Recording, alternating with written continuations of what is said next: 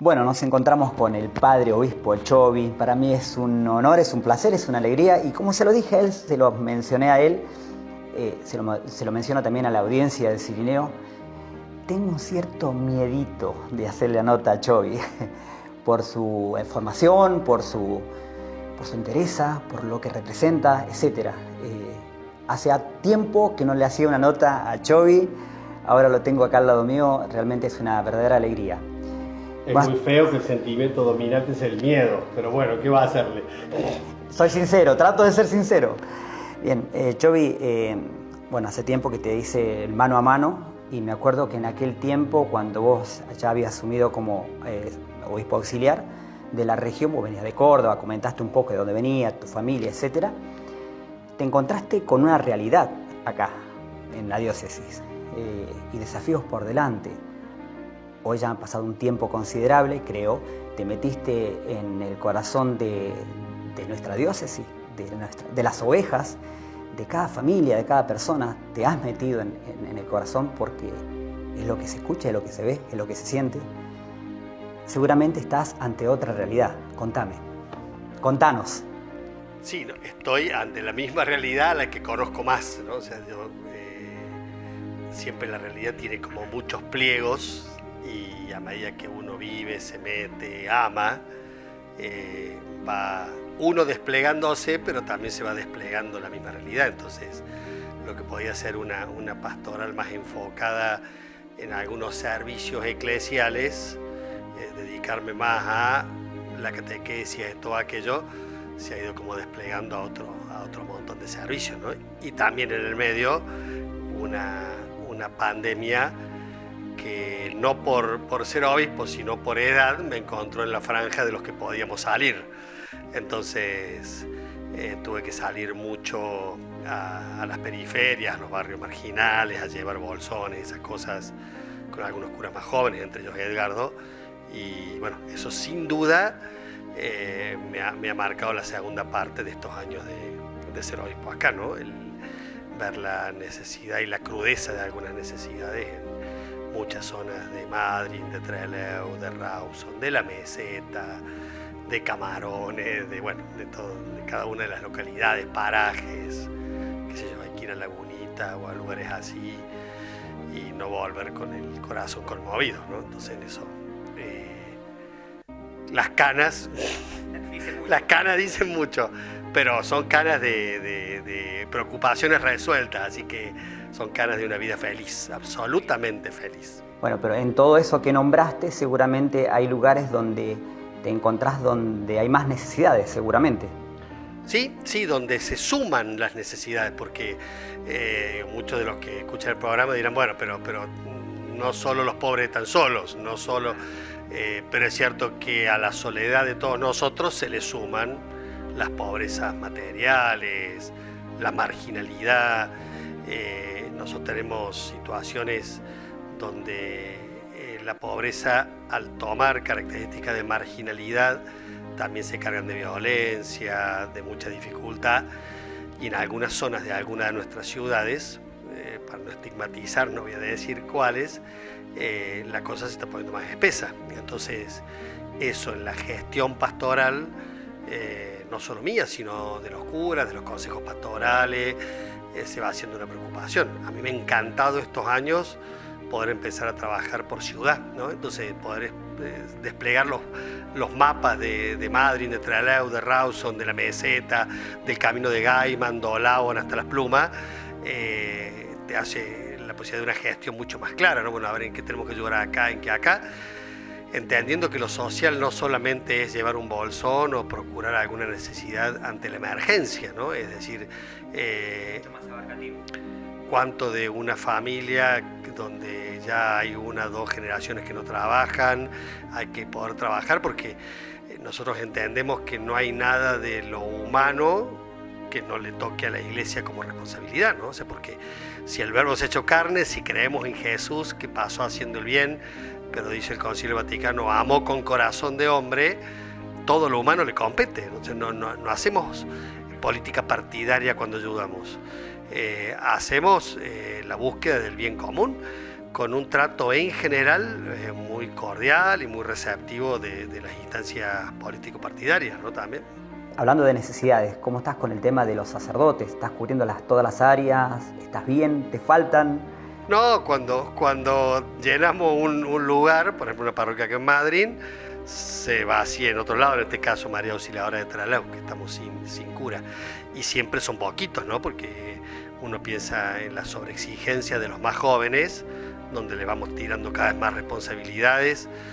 Que si yo pienso en el párroco, el lugar donde estamos, donde no solo es párroco, sino también encargado de Hogares de Cristo, no solo eso, sino también tiene las duchas y esto y aquello, y empieza a desplegar un montón de tareas, no solo de Hogares de Cristo de acá, sino también de Trelew.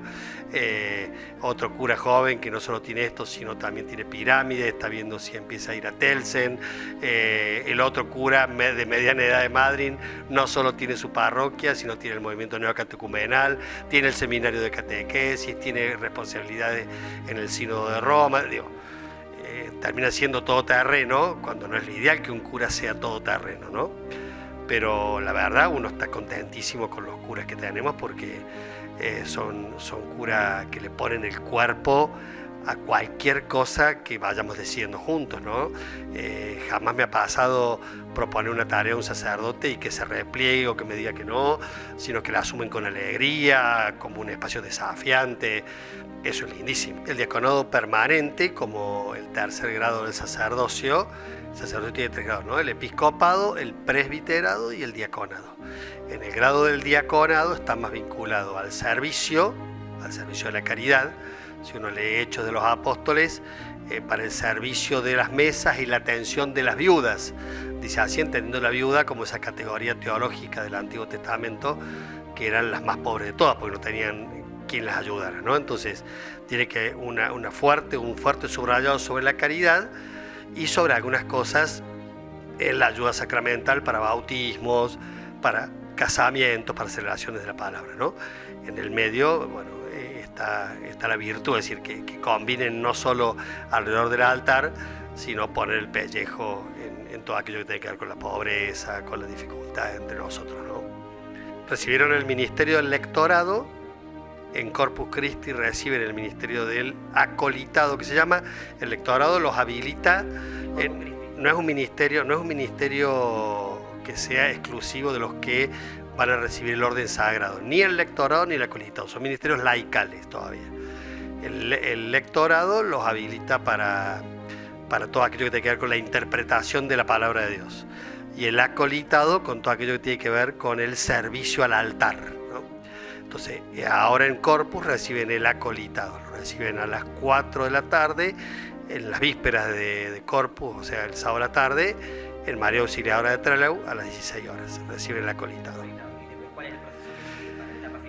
Después les dan la admisión, que se llama las órdenes sagradas primero, y después eso ya es un proceso ya mucho más personal. Hasta ahora son todos juntos, ¿no?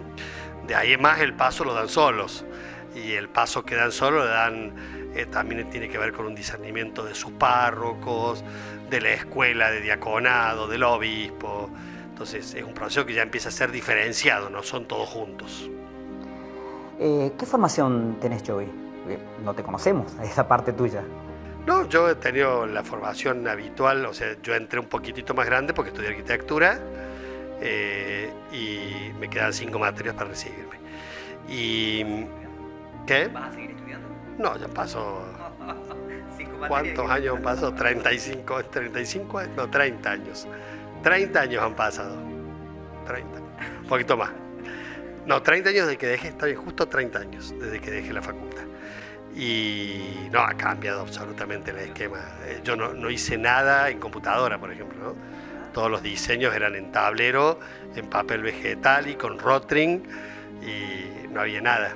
De todos modos, despunto el vicio, ¿no? Hago cosas que después se las presento a algún arquitecto porque las tiene que revisar y después firmar, ¿no? Pero dibujo y hago cosas vinculadas a arquitectura.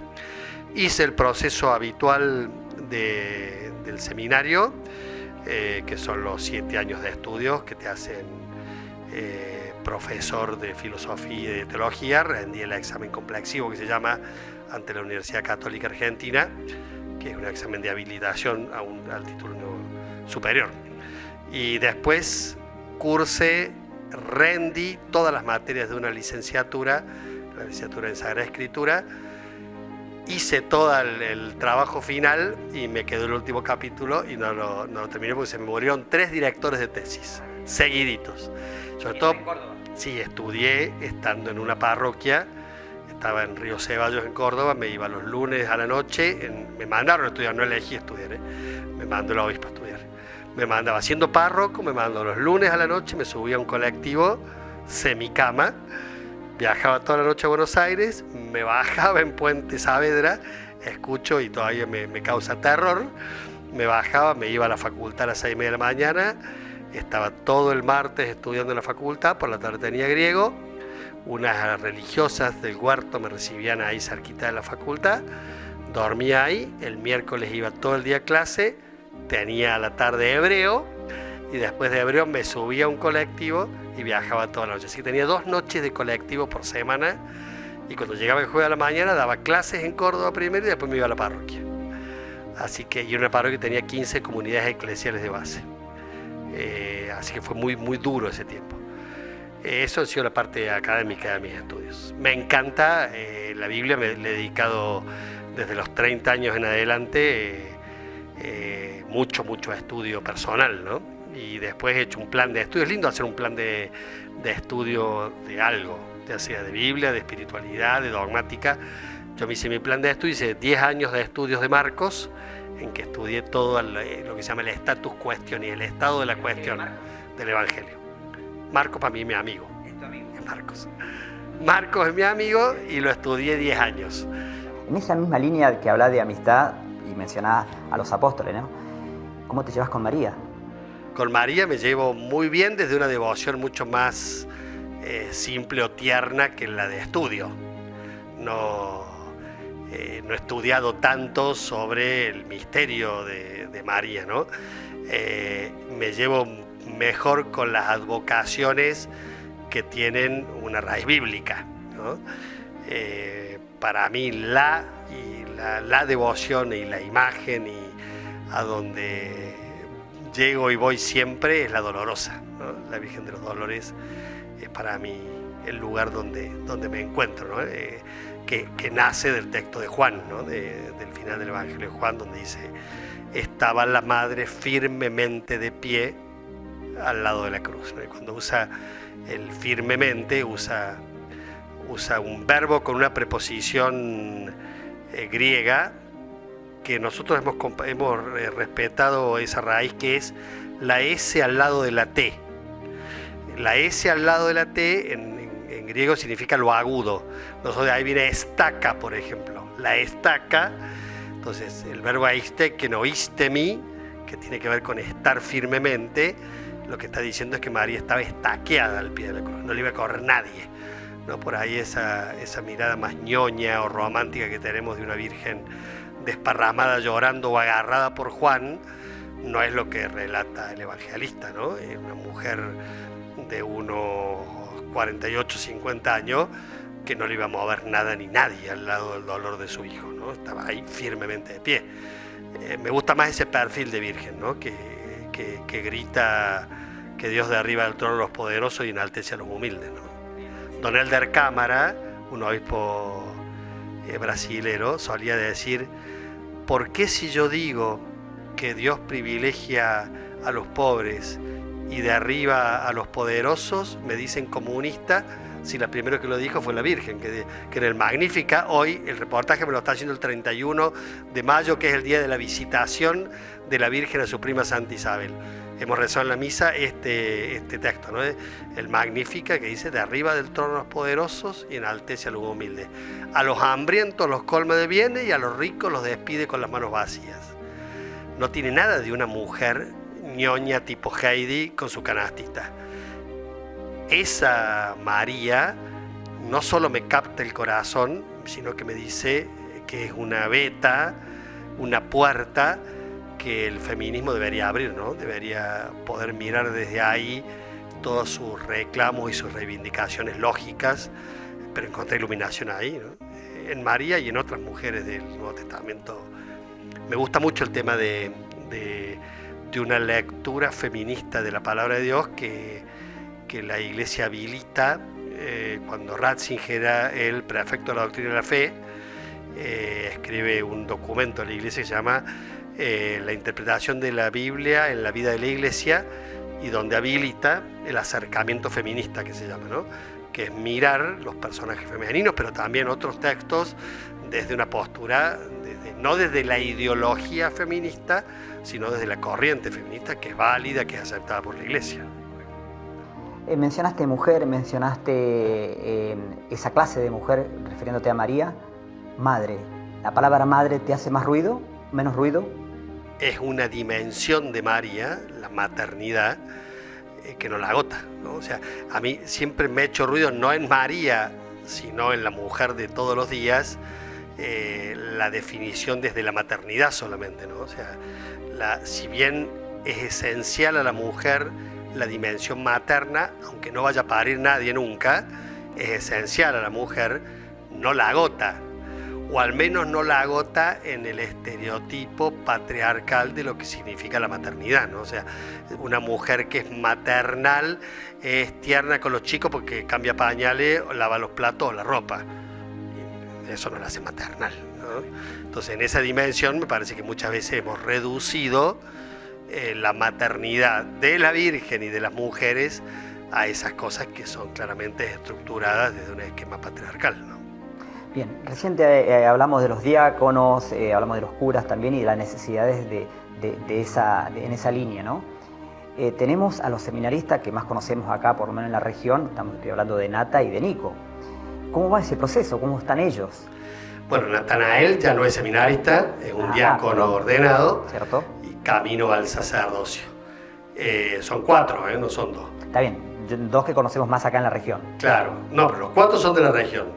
Bien. O sea, no, Natanael no es de la región, Natanael es cordobés, pero encontró su vocación en Comodoro Rivadavia, ¿no? Natanael se recibe de ingeniero, va a trabajar vinculado al ambiente en la zona petrolera de Comodoro y ahí descubre su vocación, ¿no? Nos quedan, en realidad, Nicolás ha interrumpido su formación, está haciendo un proceso donde va a terminar los estudios, pero sin hacer el proceso de seminarista. Y después están Adrián y Agustín, que están en el tercer año. Agustín es de Trelew y Adrián no es de Rosario, pero descubrió su vocación en Dolabo. Entonces, son de acá, son de acá. El Nico también, el Nico era es el único de Madrid, pero ha interrumpido la formación. ¿Qué es lo que más te preocupa o te ocupa en la actualidad de nuestra diócesis? No, digo, me parece que hay...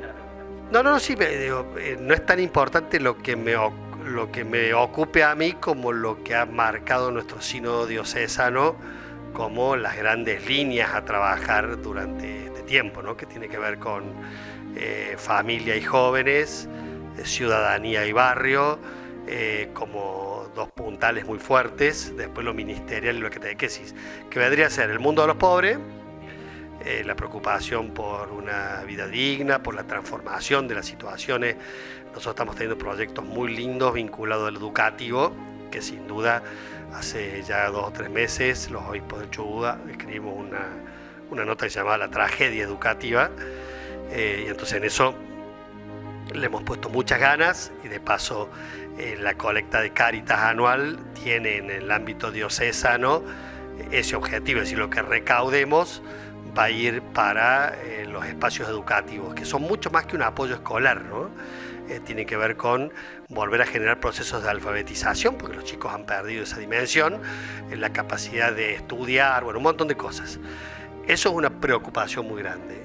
Todo el tema de la vulnerabilidad, dentro de la vulnerabilidad, el tema educativo, el tema del trabajo. Nosotros estamos teniendo varios centros de encuentro comunitario que promueven algunas cosas como talleres de electricidad, vinculados a huertas, a repostería, como para ir generando espacios o ámbitos de trabajo.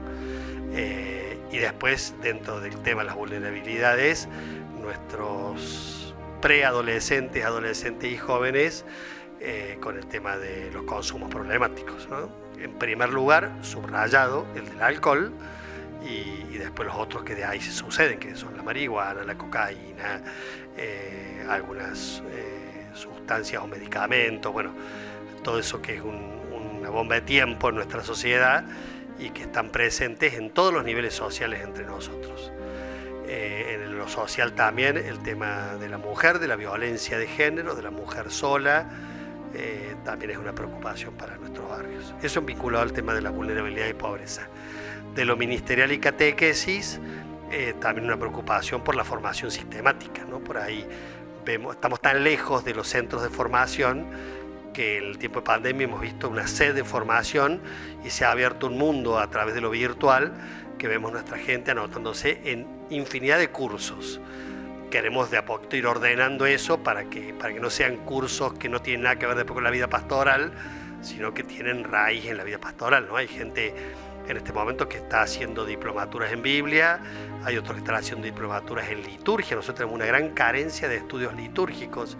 Hay gente que está haciendo estudios sobre pastoral carcelaria, otros sobre hogares de Cristo. Entonces, esa parte de ministerio de catequesis también es muy, muy fuerte y nos preocupa. Después el tema de familia, ¿no? Las nuevas configuraciones familiares, es una preocupación hasta qué punto otro modelo de familia u otras configuraciones familiares se sienten contenidas por la Iglesia, pensadas por la Iglesia, queridas por la Iglesia, ¿no? Y cuando hablamos de nuevas configuraciones, abrimos el abanico a infinidad de cosas. Esa ocupación es lo que a mí me ocupa. Y como preocupación trasciende al Chubut y trasciende a la Argentina, porque tiene que ver con el tema de los extremos culturales, ideológicos, que también nos toca muchísimo, ¿no? O sea, es un tiempo en el mundo de tanta inseguridad que todos intentan aferrarse a extremos, y la Iglesia siempre va a propugnar la dorada medianía, ¿no? El lugar donde no hace falta extremizar posiciones, volverse fundamentalistas en las cosas de fe, correr tras espiritualidades engañosas, grupos más sectarios o más cerrados, esto de no le cuentes a nadie y nos juntamos solo nosotros.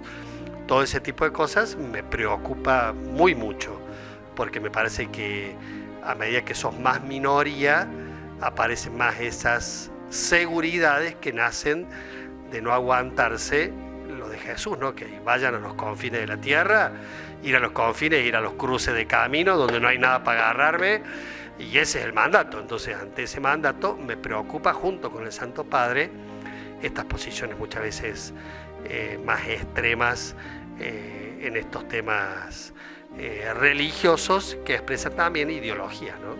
Ideologías que se van a los extremos. El otro extremo sería nos hagamos uno con el mundo, todo da lo mismo, y en eso la ideología del consumo, la ideología de tapar todo con una vorágine de consumo, y la ideología de género también me preocupa. Se ha hablado en este último tiempo, hace 2 años que se viene hablando, de la Agenda 2030, la famosa Agenda 2030. ¿La ves muy lejana? ¿Te sentís vinculado? ¿Te sentís parte? No, me parece que de algunas cosas que hoy se llama Agenda 2030 y que en algunas terminologías también intentan meter miedo sobre el nuevo orden mundial y todas esas cosas, me parece que hay cosas muy interesantes. Nosotros tenemos que olvidar que a nosotros nos costó muchísimo como Iglesia aceptar la Declaración de los Derechos Humanos. O sea, la vimos como una cosa peligrosa. Hoy uno dice... a nosotros nos costó entender que el Vaticano no tuviera poder político, los estados vaticanos, y de hecho cuando es el lío con Italia, en principio la Iglesia amenazaba a los estados que hicieran relaciones diplomáticas con esta Italia. Ese es nuestro humo, nuestra tierra muchas veces.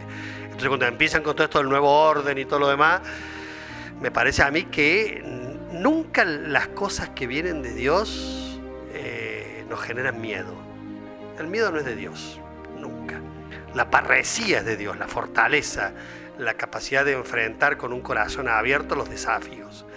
de esa agenda, los desafíos ecológicos, por ejemplo, son interesantísimos en algunas cosas, ¿no? O sea, nosotros tenemos que pensar este mundo y cómo lo estamos usando a este mundo en las dimensiones ecológicas. Yo no he leído mucho sobre la agenda en concreto porque me parece que también tiene mucho de especulativo o de creer. Yo digo, y hay cosas que tienen que ver con lo global, que el mundo ha cambiado. O nos sentamos en la orilla a llorar porque el mundo ya no es lo que era, o nos subimos al carro de este mundo que necesita escuchar hablar de Jesús. Esto es lo que nos toca, ¿no? Una vez escuché, hace muchísimos años, era seminarista, a veces la iglesia se empeña en abrazarse toda junta frente a una ola para enfrentar y chocarse con ella. Otras veces se empeña en hacer la mejor tabla de surf y subir a todos para que se suban a la ola. Y decía este obispo, yo elijo esa segunda opción. La primera, cuando la ola es grande, lo único que hace es llevarnos puestos. La segunda, cuando uno se sube y surfea, puede conversar con los que están al lado en otra tabla, ¿no? Me hiciste acordar a lo que dijo también nuestro Santo Padre acerca de estar en la misma barca. Y en ese orden, ¿qué relación tenés con el Papa Francisco? Una relación muy cordial de el hijo bobo. Bueno, esa es lindo, bueno. Sí. Lo quiero mucho, siento que me quiere mucho. Y una relación así, de padre e hijo. De padre e hijo. Que tiene solo una dimensión de la intimidad de un padre y de un hijo. No tiene connotaciones en otras dimensiones. Chovi, vos recién hablabas de que el miedo no es de Dios, no viene de Dios, pero en lo personal nosotros somos vulnerables, débiles, limitados, etc. ¿No tenés ningún miedo que digas, che, de esto tengo miedo, esto me huele feo y me da un poco de miedo, ¿no? Miedo personal. No, rezo porque haya cierta actitud miedosa, porque le tengo miedo a la temeridad. Lo contrario del miedoso es el temerario. El temerario es aquel que no mide los límites. Y es un pecado la temeridad, ¿no? O sea, así como el miedo es un pecado, la temeridad es un pecado porque es ir más allá de lo que uno debería o podría y hacerse daño sin necesidad. O sea, el temerario es aquel que cuando está sucediendo algo en un río, en vez de tomarse 2 minutos y agarrar una tabla o una soga, se tira y termina con el chico que está en el río ahogado los dos. Eso es ser temerario. Perdón, vos decís que es un pecado del miedo porque es lo contrario a la fe, ¿te referís a eso? El miedo, me voy a poner aristotélico tomista. El miedo atenta contra la virtud de la fortaleza. Nosotros tenemos 4 virtudes cardinales y 3 teologales. Prudencia, justicia, fortaleza y templanza son las virtudes cardinales. O sea, las compartimos con cualquier ser humano. Las teologales son propias de los cristianos, fe, esperanza y caridad. Siempre cuando toca una cardinal, toca una teologal, porque la gracia, dice Tomás de Aquino, supone la naturaleza. Cuando dice supone, no es que la da por sentado, sino que la naturaleza es el supositio, el soporte de la gracia. Para que haya gracia tiene que haber un soporte humano. Si no hay soporte humano, no hay gracia donde sostenerse. Entonces, en eso el miedo, que es una reacción del apetito, va a ser aburridísimo esto, del apetito irascible, estoy pensando mientras hablo, ¿no? La irascibilidad, nosotros tenemos dos pulsiones que compartimos con el mundo animal, la irascibilidad y la concupiscencia. La concupiscencia la regula la virtud de la templanza. ¿Qué es la concupiscencia? El gusto por las cosas que vienen de los sentidos. Entonces yo paso al frente de una panadería, huelo el olor que están horneando y todo me dice, entra y compra. Cuando sé que me hace mal o cuando quiero hacer cierto sacrificio, la virtud de la templanza me lo regula y me dice, Chovi, seguí, no frenes. Eso es ser una persona templada, de la templanza.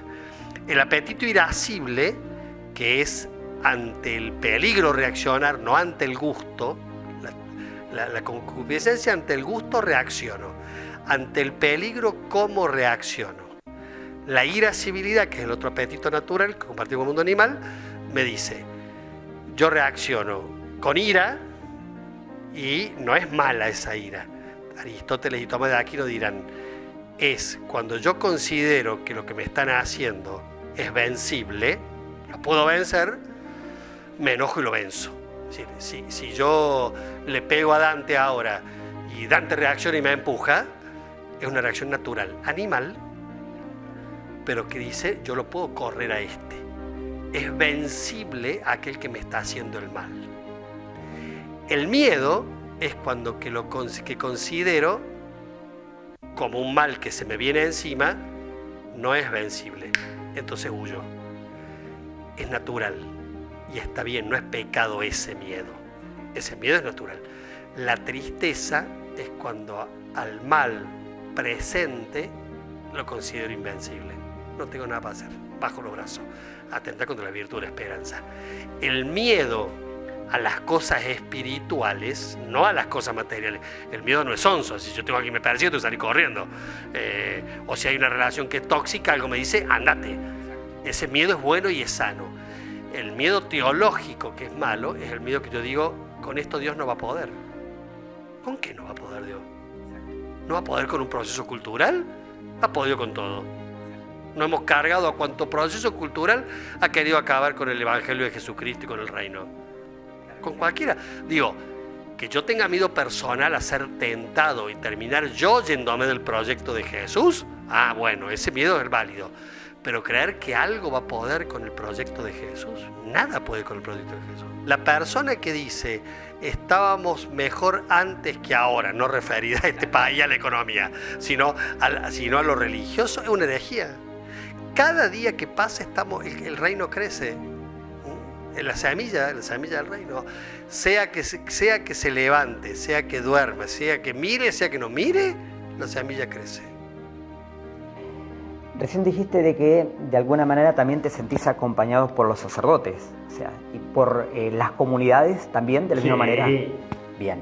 No solo, me da pudor pensar que a veces se me ocurren quichicientas cosas y se enganchan. A mí solo palabras de agradecimiento, ¿no? Cuando pienso el crecimiento exponencial del trabajo social, porque hay un montón de gente que se ha puesto a laburar, ¿no?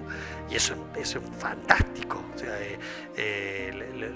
lo que hoy podemos vislumbrar como una referencia en la caridad en las distintas zonas de vulnerabilidad de Madryn, de Trelew, de Rawson, de la Meseta, es infinidad de laicos laburando. Nosotros tenemos una pareja de agentes pastorales que se ha ido a vivir a Telsen, ¿no? Hay que irse a vivir a Telsen, ¿no?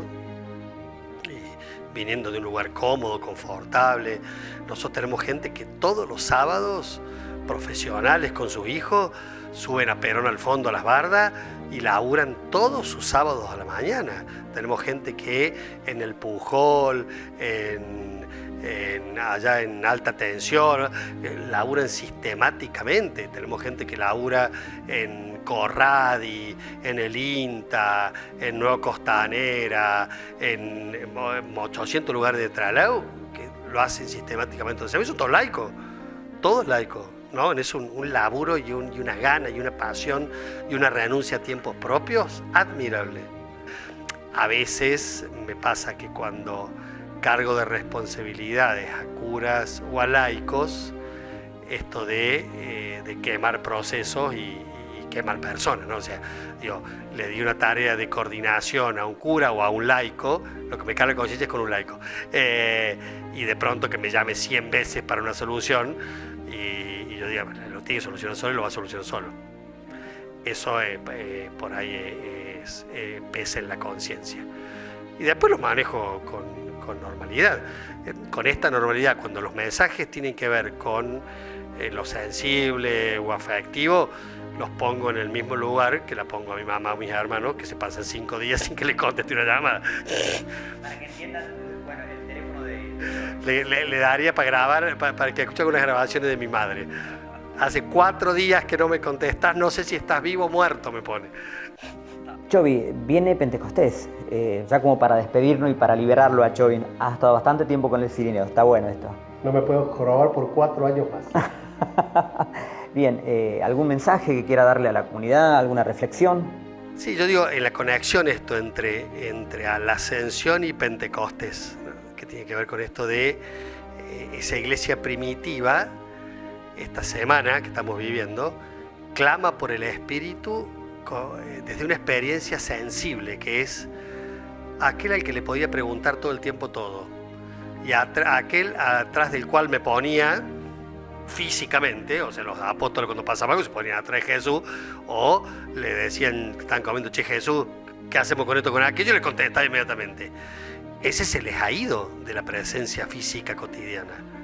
Entonces, el clamor por el Espíritu, por los dones del Espíritu, por el fuego del Espíritu, tiene que ver con eso, es para que el Espíritu nos recuerde. Recordar es volver a hacer pasar por el corazón. Nos recuerde la presencia cercana de Jesús. O sea, esto es decir, yo necesito a Jesús como amigo, como hermano, como compañero de camino, para todo. Y el que me lo va a recordar desde adentro, el Dios en nosotros, eso es el Espíritu Santo, ¿no? El Paráclito, el abogado de los pobres en el Imperio Romano, ¿no? Aquel que nadie defendía, que se sentía más solo que nadie y que nadie iba a salir en defensa, le ponían el Paráclito, el abogado. Eso es el Espíritu. O sea, cuando uno se siente solo, cuando uno querría tenerlo a Jesús para el consejo, para el abrazo y para el consuelo, clamamos ven Espíritu Santo. Estos 11, con la Virgen, con las mujeres, habrán sentido la alegría de que se iba al cielo, y con eso confirmaba que el proyecto era para siempre, lo que decíamos recién, pero también la incertidumbre de decir, ¿cómo seguimos? ¿Cómo seguimos si antes el que dirigiera uno? Por eso es tan lindo esperarlo con otros, ¿no? Porque no es que la suma del Espíritu la va a tener el obispo o el cura párroco. El Espíritu desciende sobre una comunidad para que articule los dones, para que entre todos podamos decir, entre todos hacemos al Jesús total. Eso es la iglesia, ¿no? El cuerpo de la iglesia, el cuerpo de Cristo somos. ¿Por qué somos el cuerpo de Cristo? Porque el Espíritu nos ha amalgamado, porque nos combina. Entonces eso hay que pedir, ¿no? Yo quiero que aquello que me toca a mí, del corazón de Jesús, de la presencia de Jesús, vení Espíritu Santo, para que yo lo pueda poner al servicio de la comunidad. Bien. Le hablaste, creo que nos sentimos muy identificados los que estamos dentro de la misma pecera dentro de la iglesia. ¿Qué pasa con los que están fuera de la pecera?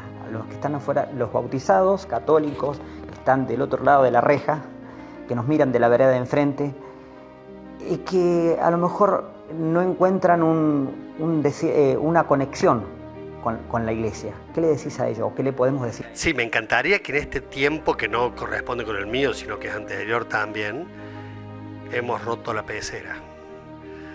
Y que al romper la pecera, el agua se ha expandido para que nademos todos. Y que algunos peces engordados adentro de la pecera todavía pareciera que se ahogaran y quisieran el agua para ellos solos. Y eso puede ser lo que estén sintiendo algunos de afuera. Pero que se den cuenta que el agua, mira la imagen, ¿no? El profeta dice, salía una vertiente de agua del templo y iba recorriendo la ciudad hasta el mar y todo lo iba saneando. Me encantaría que sepan que hemos roto la pecera porque queremos que todos naden en la corriente de gracia que son los valores del reino si no creen en Jesús, porque son valores universales. Y si creen en Jesús, para que todos naden en la presencia de Jesús. Y que juntos, unos y otros ya en la misma agua, vayamos saneando la ciudad hasta el mar con todas sus corrupciones, sus egoísmos, con todos aquellos que están al costado del camino y no pueden ni acercarse a nadar en el agua, llevarlos al agua, tantos que sufren. Ojalá, eso me encantaría. Que el Señor los bendiga, los proteja, los guarde, les muestre su rostro y les alcance la paz. En el nombre del Padre, y del Hijo, y del Espíritu Santo. Amén. Dios los bendiga.